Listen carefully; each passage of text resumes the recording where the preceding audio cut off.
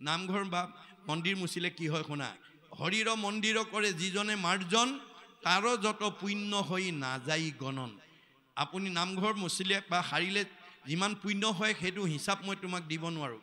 জানিবা নাজানি কৰে মন্দিৰ মাৰ্জন তাহাৰো সামফল্য हुए মনুষ্য জনম কিছুমান সমাজত নামঘৰীয়া নাই সমাজে পালপাতি লয় দুদিন বা এদিনকৈ মুচিবলৈ মন নাই কিন্তু নুমুচিলে সমাজে এৰিব হেতু ভয়তহে মুচিছে তেতিয়াও তেওঁৰ জীৱন ধৰাৰ সাৰ্থকতা হ'ব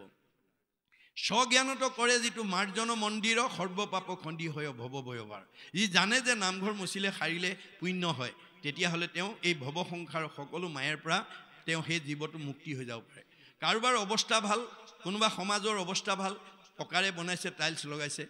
কাৰোবাৰ সমাজৰ অৱস্থা বেয়া খেৰি বাঁহেৰে বনাইছে কাৰোবাৰ ব্যক্তিগত অৱস্থা ভাল ধুনীয়াকৈ গৰুগী বনাইছে কাৰোবাৰ অৱস্থা বেয়া খেৰ বাঁহেৰে বনাইছে ধনিয়া কৰন্ত দিব্য হৰিৰ মন্দিৰ ইষ্টক পাষাণ্য ৰূপ সুবৰ্ণ প্ৰাচীৰ তীৰ্ণ কাষ্ট দিয়া কৰে দৰিদ্ৰে নিৰ্মাণ তথাপি মাৰ্জন ফল দুয়োৰে সমান